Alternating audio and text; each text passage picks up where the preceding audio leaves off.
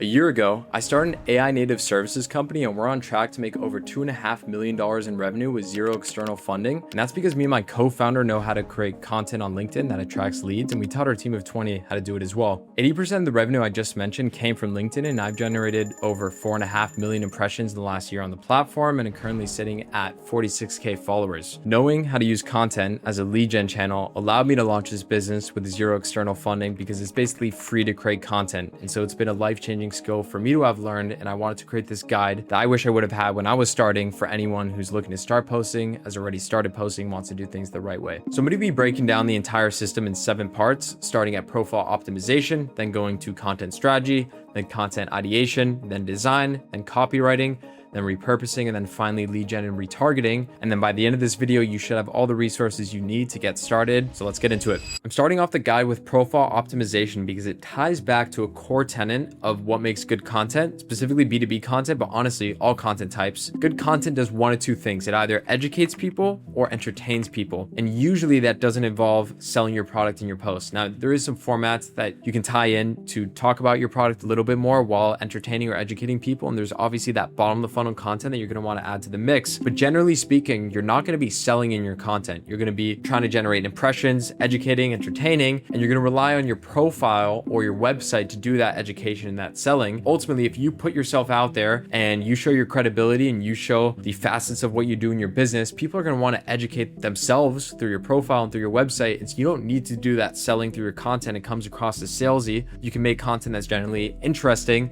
and then rely on your profile to sell. So I wanted to go into our winning format for what makes a great profile, starting at the banner. So this is a little design cover that you can do on LinkedIn. In general, you want your banner to look aesthetic, but you also want to achieve some very specific outcomes. You want to include your logo to build that brand equity. You want to include your tagline. This is your core message that you're going to want to reinforce to everyone who visits your profile. You're going to want to include some sort of social proof. In our case, we have the logos of the tools that we implement in our partners, and we rely on their social proof. But you can also include your customer logos here or case studies, for example. Then you're going to want to list out your offers or the outcome that you're providing. In our case, it's our 4 service lines. And then finally, you're going to want nice spacing in your banner. That's to keep it aesthetic and also to leave some allure of what's waiting in the rest of your profile. So next we have the headline. A lot of people get this wrong. People are doing all types of crazy stuff. It's actually very important to get this right because heard through the grapevine that LinkedIn actually uses the words of your headline to decide which audience it shows you to. Now, it's not the only thing that decides which audience LinkedIn shows you to, but in general, I would really think about every single word that you're using here. Our preferred structure is title at company, and then some sort of line or dash, and then your company tagline. Ideally, a different tagline than in your banner because that's 2 opportunities to educate people on your brand messaging. Then you've got your CTA button here. This AI revenue systems one you see here is actually a discontinued feature that's still enabled on some legacy profiles, including mine. So check if you have that one, your LinkedIn settings. But then you also have these buttons here. You see view my services. I'd actually recommend using visit my website as the button there. You'll see it as an option. I was just testing out view my services when I took the screenshot, but you're going to definitely want that CTA button there. And then the about section. Surprisingly, a lot of people read this. So I would really be intentional about every word they use here and make sure you get it right. So our preferred structure, you don't have to copy this word for word, but I would start with a one-liner about what you do. Again, a different spin on the same tagline that was in your headline or banner, but you're going to really want to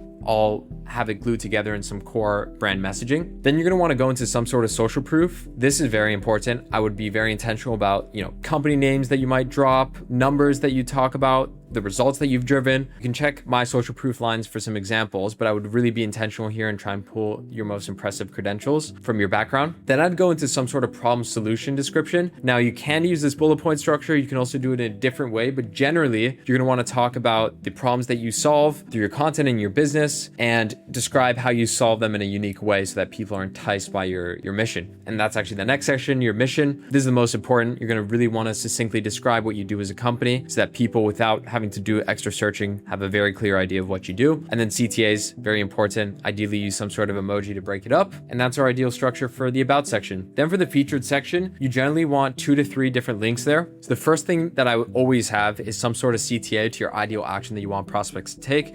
In our case, it's our apply to work with us form. It might be a free trial, but you're going to want to drive people to some sort of action to take from your profile. And again, this is where you do the selling, not in your content, in your featured section, etc. Then you're going to want some sort of social proof. In this case, I did our launch video. It can also be a recent funding round or anything to show off your credibility. And then finally, you're going to want some sort of link to a resource.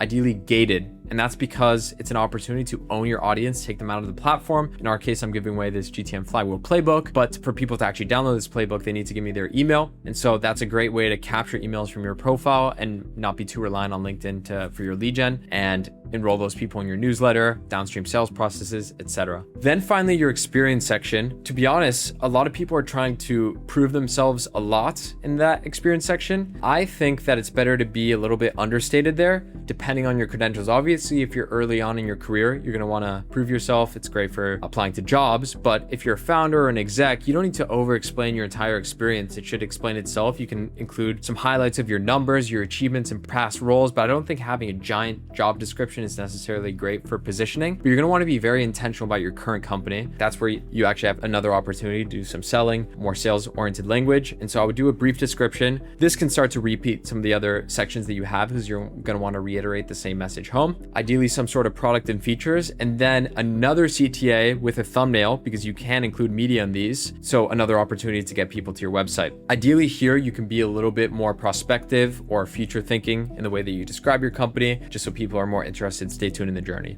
Now, our profile structure isn't the only way to do it. I'm showing you some other great examples here. Here's Austin Hughes, CEO of Unify. He's crushing it on LinkedIn. I really like his profile, so you can check that out. And then the legendary Laura Costa. She has an alternate way of doing things, and I think it's a great formula as well. So, don't take my word as gospel. Definitely check out some other examples before you decide how you want to do your own profile. So part 2 of this guide is content strategy. You're going to want a clear methodology for how you want to approach your content, how you want to track your ICP, and in general, your edge, your differentiator between others that are posting in your niche. So my positioning statement, and I think it's useful for you to write down your positioning statement, ultimately what your thing is going to be with your content. Personally, I help GTM leaders understand the most advanced state of what's possible with AI in the field of GTM. And my whole thing is I give away everything and sell the implementation. So that's not the only way to do it. And there's a lot of different strategies. I'm actually going to highlight 2 examples here. You can check out Hendrik Oyama. He makes really funny content. So, that's his whole thing, is he talks about, real things that he's experiencing as a founder, but in this very satirical, funny way, and he's crushing in his content. And then we've got Adam Robinson, absolutely killing it on LinkedIn, 150K plus followers. His whole thing is brutal honesty, giving away too many details that other people wouldn't give. And I think that's a valid strategy as well. He's talking very personally about what it's like building these different businesses that he has. And it's this raw truth that is his ultimate positioning. Once you've established your positioning, you're going to want to set 3 to 6 profile pillars that are going to generally guide what you're going to speak about in your content. You're going to want to be intentional as you choose these. You can go even deeper here and break this down further, but generally, just as an example, these are my content pillars. So I've got GTM across channels. So that's content outbound, but also RevOps. I've got AI. I talk a little bit more specifically about AI applied to GTM, but I do talk about the AI industry in general. Build in public. In general, I like to be quite open about what we're doing at workflows and quite brutally honest at times, but it's not as much of a core content pillar as technical breakdowns. This is really my whole thing. I really break things down in depth. I often reach the character limit on LinkedIn. That's my pillar, my strategy. But in general, depending on what your niche is, depending on what your ICP care about, you're going to want to lay these out very clearly and always refer back to them if you run out of content ideas. Next is deciding on your formats. This applies to LinkedIn, but also other platforms. So I'm actually going to start at other platforms. If you search up tier list, or actually this is AI tier list, you can see that, you had this powerful format that has worked across so many different niches. You had people take it to AI, and of course the same formats perform across niches. And so you can see here, some of these videos, 728K views. These are repeatable formats that work on video. There's also, non-video formats that we're going to talk about in just a second. Here's another example of a format. This is like a build in public style post, very short and sweet. This post did very well for Marty. I think it's a great format that he always comes back to, is kind of these brief but dense explanations of what's gone on in a certain time period or company event. And then this is another format that works for Adam. This is super wordy storytelling language. Not many people succeed with this format, but it's a format he always comes back to. He typically does it text only, and I think it's a great one if you can make it work. But going into my formats that I think will perform well for a lot of people, I do infographics. So this is an example of a high performing infographic, in general explaining a concept in a visual way. You've got GIFs. So this is a GIF that I did recently. This one actually didn't perform well, but I do lots of different GIFs, and it's actually one of the better performing formats on LinkedIn right now. We've got cheat sheets. These work really well because people save the posts, they send them to friends, they sit there and zoom in. And so the dwell time on the content has to be very high for cheat sheets, and that's why they work. And then understated content. In general, when you open a loop in the picture or you understated the picture, it entices people to read the whole graphic. And especially if the post starts to gain momentum, there's lots of likes. People are like, okay, I don't fully understand what's in this understated picture. Let me read the whole post. And that's the whole idea of this format. And then in general, once you've decided your content strategy / positioning, your pillars and your formats, you're going to want to actually create content that balances across your whole funnel. Generally speaking, you want to do 50% top of funnel where the goal is virality and impressions. Then you're going to want to do 25% middle of the funnel where the idea is that you want to generate authority in your space and also familiarity with your audience. And then bottom of the funnel, that's your last 25%. This is where you're going to want to build trust and ultimately drive conversions. And so I'm actually going to go into LinkedIn to show you some examples across the mix. So to make this as real as possible, I actually want to show you several examples for high performing top of funnel content, middle of the funnel content, and bottom of funnel content in my profile so that you can actually visualize what this might look like. So going through some posts examples here, here's that sales team setups post. This one performed very well for me because I touched upon this idea that things were changing a lot in the industry and that there's this old way of doing things, kind of outdated, archaic way of doing things. And there's this big drive of people doing things in a new way that's smarter, cheaper, faster. And I wanted to visually describe that in a graphic. Turns out people resonated with this a lot and this, blew out of my normal circle of content. And so this post was a outlier, performed super well. And I think it's because it riled people up as well. So a lot of people are on the left side of the graphic, might have felt offended. A lot of people on the right side of the graphic might have felt very happy about this depiction of the situation. And then people in the middle were generally sending this to friends, commenting. There was some argumentation in the comment section. But in general, the more controversial you can be, obviously within reason, but the more emotion you can evoke with your content, the better it's going to perform, even in an educational content format like this. And so that's why the bounds of education and entertainment often get blurred. Here's an example from like a month ago where I was talking about the HubSpot CLI, very understated graphic, just screen recording a few things. But I was talking about industry news, talking very high level about where we're heading. And this performed very well because I think people just viewed this as a scoop into the news, a way to be informed. They send it to their colleagues. And it was a nice condensed way of learning what's happening in the industry. In general, great top of funnel format right there. And then this is a GIF that I did recently as well that was very visually engaging. If you just see this graphic here, you're going to be drawn in, like, what are these different highlights? What are these different dots that are moving? And then you see this post that looks very well formatted. It's pretty broken down despite it being long. I can imagine this drove a lot of dwell time, and that's why this post got nearly 50K impressions, over 600 likes. So those are 3 examples of top of funnel content I think might help you. But going into middle of funnel content here, this is me after a company offsite, kind of recapping what I've learned over the last year. This is me building trust with my audience, putting a face to the name. There's an actual picture. And I think it's important to, even if you're doing educational content, faceless content, to occasionally show yourself through photo or video so people actually recognize your face, your voice, etc. That's why I'd consider this middle of the funnel. Some people could consider this top of funnel. They wouldn't be wrong. Here's another middle funnel example. This is a cheat sheet breaking down ABM, one of our services, and it's very much an authority building post. It's very technical. It goes into all the details, and a post like this is what makes people ultimately think that you're an expert, believe that you're an expert, and ultimately you're giving value out. Here I did like a little giveaway. I've done many of these where I didn't do a giveaway. This one didn't even perform that well, but I've done so many cheat sheets. I think this one looks really good. Very proud of the design and the content that we discussed here. I've had other cheat sheets perform a lot better. I know this format works, which is why I wanted to show it as an example. And then finally, I wanted to show this post as another example of a GIF. The reason I consider this middle of the funnel is because I actually quite explicitly talked about our services, but going back to what I said about earlier about not selling your content, I'm actually kind of breaking down our own system for how we go to market. And I kind of tied into the fact that we offer it as a service as part of the proof points for why the system makes sense. But ultimately, the point of the post is a system that other people can copy. So I've just kind of weaved in a description of our services here. That's why I consider this one middle of the funnel. Pretty cool post. Got 200 likes, 11K impressions. But because it's more middle of the funnel, you can expect this to drive more conversions. Then finally going into bottom of the funnel, this was actually a case study with one of our clients. We broke down the entire system that we built for that client. But as you can see, I'm talking about one of our clients, freckle.io, and I break down the entire system that we built for them. So this is a way that you can drive more engagement on something that is ultimately more bottom of the funnel. Instead of just talking about the case study, you can turn the case study into a copyable system. But this is still very much bottom of the funnel because I'm talking about our company, the results that we've driven, but it still managed to get 143 likes, nearly 9K impressions. Generally, for these bottom funnel posts, you're not expecting them to get 100K plus impressions, 5K plus, and you're happy if it's actually bottom of the funnel and you're talking about your business, because that's going to drive real results. 5,000 qualified impressions for bottom of the funnel posts, you can expect that to drive some real results. Here's another example of a bottom funnel video. This was actually our Workflows relaunch video. At some point this year, we relaunched our website and some of our offers. And so this was a video we made talking all about what we do at Workflows. So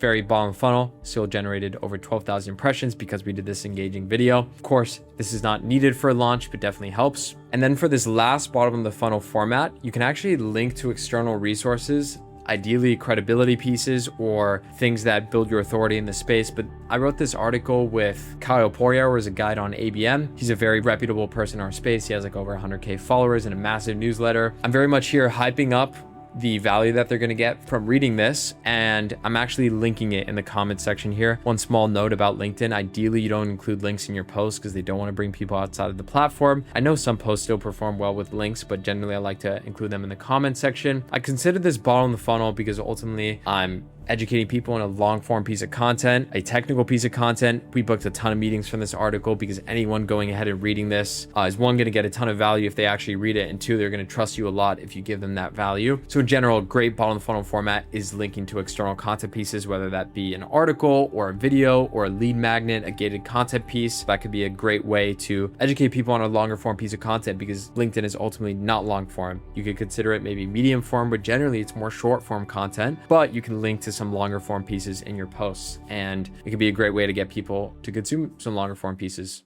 So next, I want to talk about content ideation. Generally speaking, there are some strategies you can use to help you come up with ideas. But if you're actually operating a business, if you're actually working super hard to build things, you should have an unlimited stream of content. You might just need some examples or some frameworks to turn what you're doing from a day-to-day into interesting content. So you can start at the topic. Here's different posts I've made out of this idea/marketing strategy of ABM. We take the same concept, the same things that we're doing on a day-to-day, but make many different types of visuals and posts out of them. Or you can start at the format, some of the formats we mentioned earlier.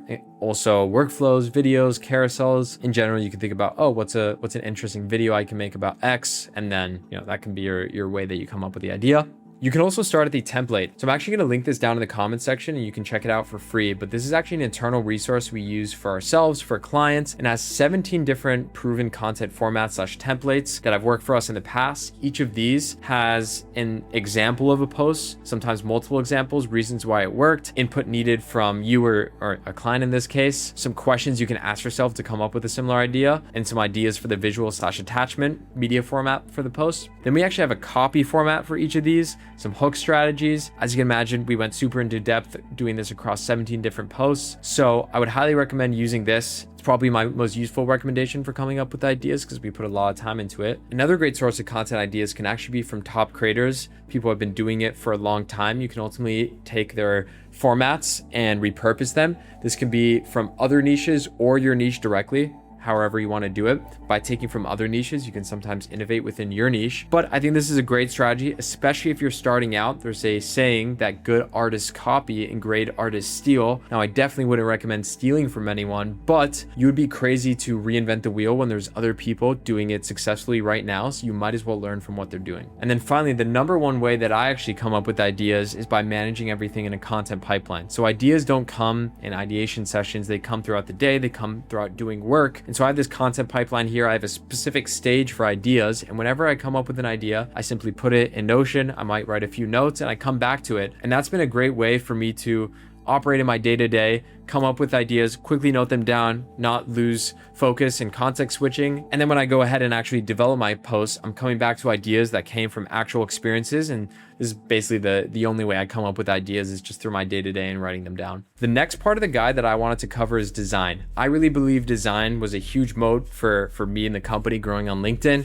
And it could be a great moat for a lot of people just starting out, because most people on the platform don't create very good looking content. And I think that's a huge wedge that you can use to grow on the platform. So you don't always have to do with design. Sometimes it could be pictures. We're going to go into it now. But in general, when you think about a post on the platform, remove text only posts because they look a little bit different. But any post with a picture or a video, you're going to see the hook, the first 2 lines, then you're going to see more, and then you're going to see the full design of the post. That design ends up taking 80% of your screen. And so as you can imagine, nailing that design is going to be probably the number one determinant of how well a content piece performs if you have a design in the first place. And pretty much all of our content has designs. It's our strategy. Now, you don't actually have to do this strategy. Some of the examples I showed earlier, like Marty Kausas or Adam Robinson, they don't do that many designs and they still have great performing content. But it was our moat. We do educational content, and design is pretty key to educating. And so I wanted to talk about our whole design philosophy on LinkedIn, and I think it will be useful for a lot of people. When it comes to design, you're going to want to be at either extreme end of a spectrum. You're either going to want to be understated, where you're not trying too hard, you're basically taking a random screenshot or just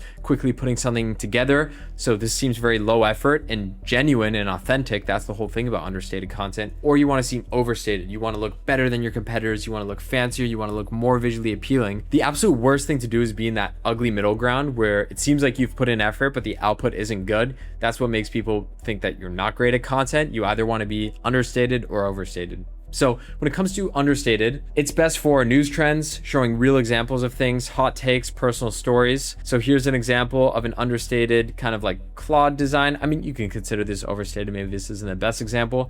This is an amazing post by Taylor Heron where he just puts the Clay logo. He doesn't even bother blurring out the background. Big X arrow into Claude code, very understated, but opens the curiosity loop and ultimately puts the right message across. He isn't trying to oversell this concept of how he's switching from Clay to Claude code. That was the whole point of this post. He's just kind of quickly put something together of what he's experienced, and that's why it opened a lot of people's curiosity gaps. Then for very polished, overstated content, that's best for workflows, tech stacks, playbooks, comparisons, and this is pretty much where most of our content falls. But I still do the understated content formats as well, but this is largely how I grew my profile. Very good looking designs. This is a design for one of our clients. As you can see, not a lot of people put this much effort into a design, and so post performed very well for Nathan. And this is an example of my post, again, describing this idea of how sales teams are set up, but very visually, making sure that everything looks good, breaking up with these logos. And in general, this looks very pleasing aesthetic, and it's a reason people follow my content outside of the education, of course, I provide. Here's some bad examples of that ugly middle ground I talked about. So here's someone's carousel, looks really boring, not much to it. This looks sloppy. This, like, they put a lot of effort into the actual content, but it seems like they've tried, but it doesn't look good. And so it kind of defeats the purpose. And then we have this piece. This one is probably the best from all these examples, but I would say they're still in that ugly middle ground where they're trying, there's something aesthetic about this, but there's just not enough here to make this a great post. And one of the most common things people ask me is, how do you actually create these designs? What's your process like? So me or my content team, we're actually designing everything in Miro, and we're creating the entire schema. Like, we're not relying on the designer to come up with the actual content. We're just relying on our designer to make it look good, but we're doing all the heavy lifting for them. So here are some examples of my actual posts and what they looked like in Miro, so you can really understand the process. So obviously I would never post this, but this has all the context needed for a designer to create this, which is a great looking post. Here's one of the GIFs that I actually showed off earlier. Here's what it looked like when it was in Miro. Again, I would never post this, but it gave all the context needed to create this. Here's another one of my posts, how an AI native services company works. As you can see, the before and after from Miro to Figma. And then one last cheat sheet right here. This one, I actually included screenshots, but our designer still made them work in the graphic, and we've done all the heavy lifting for them. And as you can see here, you could still add things on once you're in Figma, but in general, if you have a good designer, they're not cheap. You don't want to waste their time doing tons of adjustments. You want to do all that back and forth in Miro and then give them the final product to adjust. In this case, we added some extra things in Figma. But I hope this was useful for people to understand the entire process behind what it means to create this very polished, design-heavy content, but also the merit of what it means to do understated content that can still perform very well on the platform. A lot of the people I talked about earlier, like Marty Calsis and Adam Robinson do an understated style, and it works for them. And especially for their perception as these, tech founders, sometimes it's better not to be too educational. For me as a service business, doing very technical services, it really benefits me to have very polished educational content, but it's not always needed. And again, going back to your content pillars and your content strategy, you'll want to decide what type of designs you need to make those formats come true. So next up in the guide, we're going to talk about copywriting. So I'm going to start with the hook because this really is the most important part. As I discussed earlier, when you're seeing a post on the platform, if there's an image, that's going to take up 80% of your space, but then the hook is the only thing you're going to see. And if it's a text only post, it's the only thing you'll see, period. And so it's really important to get the hook right. I've come up with 5 different tips and then 6 different formats that you can copy for a hook that should help you. So in terms of general things that I would follow, no matter what hook I'm writing, I would make it max 140 characters because that's what is included before you click the see more button on LinkedIn. I would talk about one idea only or one story only. If you're trying to do too much in the hook, you're just going to lose the clarity in your message. Next thing to consider when you're writing a hook is being intentional about your line breaks. So depending on if you're looking at LinkedIn on a tablet or a desktop or a mobile device, you're going to have different line lengths, and it's very important to be intentional about when a different line break happens. So we actually have a tool. It's 100% free and you can access it from any browser that actually helps you visualize what it's going to look like on LinkedIn. It's a LinkedIn post previewer tool. I'm going to show you what it looks like here, but we use this for every post/hook because as you can see, when you're looking at something on a desktop versus tablet versus mobile, you're going to get different amounts of words in each of your lines. And in general, when you're doing a hook, you don't want something to go into 2 lines, but have that second line be mostly empty. So here's an example of a hook that's not ideal. So if you see it on mobile, it actually goes into 2 lines, which is fine. But if you're going to go into 2 lines, you probably want to be intentional about it and fill up the whole 2 lines. As you can see here, just having this one word on the second line isn't ideal, kind of breaks up the hook. And it does also mean that if I have that second line here, that it's not going to show up before see more. Whereas if I didn't have that line break, you would see that, second line before see more. Of course, this might be solved on desktop and tablet and mobile, but the best hooks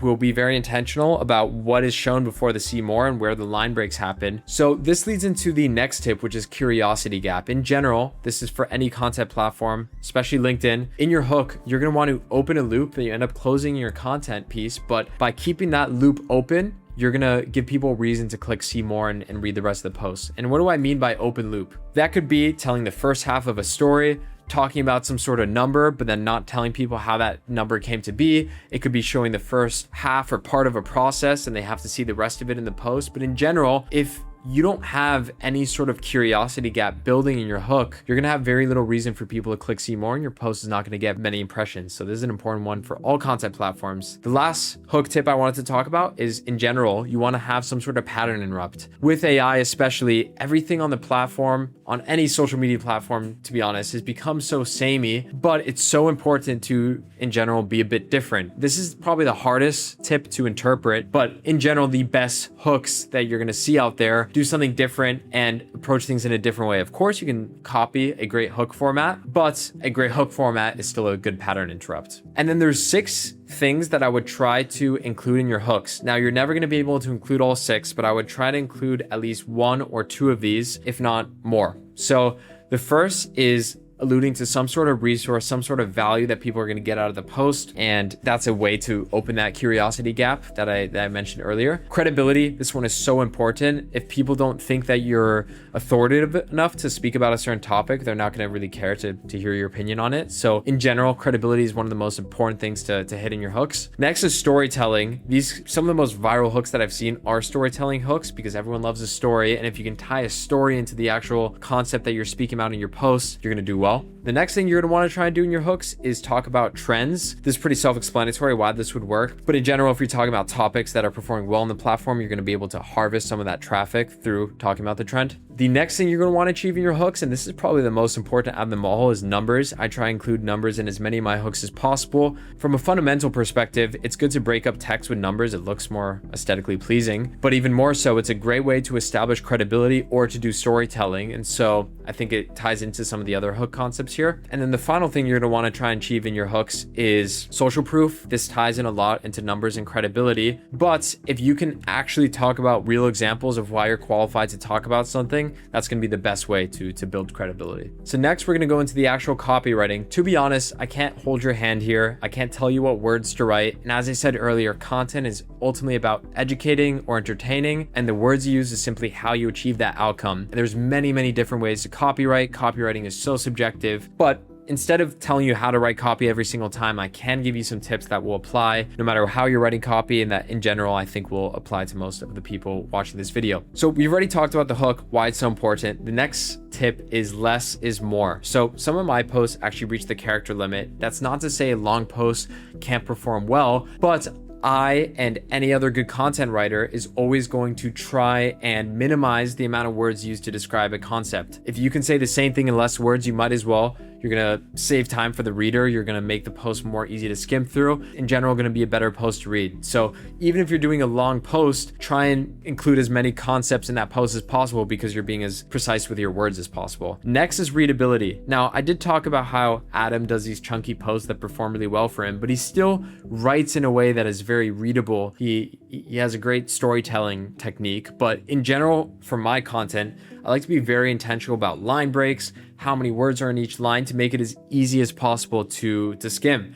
Because when people click see more in your posts, if they seemed overwhelmed by big blocks of text, they're not really going to want to read the whole post. But if they see nice broken up text, they're going to be like, okay, this is digestible. I can actually read this post. I can get through it, and they're going to give you a chance. And so a lot of my posts look like this. I have line breaks, shorter lines. I try and use very structured breakdowns in each of the posts. I like to use these numbered emojis. Of course, there's many different ways to do it, but in general, having your post look digestible is going to help people actually want to digest it. Next is I over you. So in general, people are way more interested to hear about how you actually did something, an actual example, an actual story, versus you telling people you should do this, you should do that. Now, there is a place for that type of content. Some of my content does touch upon that, but when it's possible, I much prefer to say, we do this, or here's how we did this for that client, than saying you should do this, because that's a lot more powerful and it sends the same message home, but better by actually explaining that this is the way we did it. And so obviously that's the way that you should do it. And then finally, I really believe in the dogma that you should give it all away, whether that's giving away all the details of a story or going into immense detail when you're describing something more educational. If you give away all the sauce, people are going to have a reason to come back to you and respect you and your content. And so I like to literally give it all away, give the deepest information that I can gather from the industry, because it's my differentiator. Like I said, it's my positioning statement. I want to give it all away and sell the implementation. And then finally, I wanted to talk about the modern story arc. You might have learned in school how you have this classic story arc where you have this slow development of the story, you build up tension into this climax apex moment where everything starts to untie, and then you fizzle the story out. This is great for movies. You know, most modern movies aren't even created like this, and that's because our attention span has gone way down, and the modern story arc works very differently. For short form content, you want to start with the punchline, the most hectic, climactic part of your story. You want to close that loop and then reopen that loop over and over again in your content. If in 1 minute you can open and close 4 different loops, 4 different curiosity gaps, your content is going to perform a lot better short form than, you know, a movie taken out of context. A movie is slow by nature. Your LinkedIn content, your short form content, has to follow the modern story arc where you're beginning with the punchline and then, you know, working your way backwards from there. Next, I want to talk about content repurposing. If you go through my whole history of LinkedIn content, you're going to notice that some of it looks similar. I'm doing the same things over and over again. I'm slicing similar concepts in different ways. I'm reusing the same formats, and that's because this is essential if you're going to want to stay consistent. It is impossible to post every day if you're not reusing the same ideas in some shape or form. And so I wanted to show actual examples of how I repurpose ideas or concepts. So firstly, here's a format that I always come back to. It's workflows. As you can see here, I'm showing a workflow from different concepts. Here we're talking about the GTM flywheel. Here I'm talking about ABM. Here I'm talking about outbound, but I'm using a workflow for each of these. This is a format I always come back to and I repurpose. You know, I might take the same workflow, I might change the color, or I might just change the way it's broken up. Something very common in my content. Another format that works very well for me, specifically for my niche, I'm kind of selling the new way of doing things in my niche. And so making these comparisons serves the brand very well, but more so, people are very interested in all different types of comparisons. The reason why tier lists perform well, it's the reason why different types of like rating formats work well.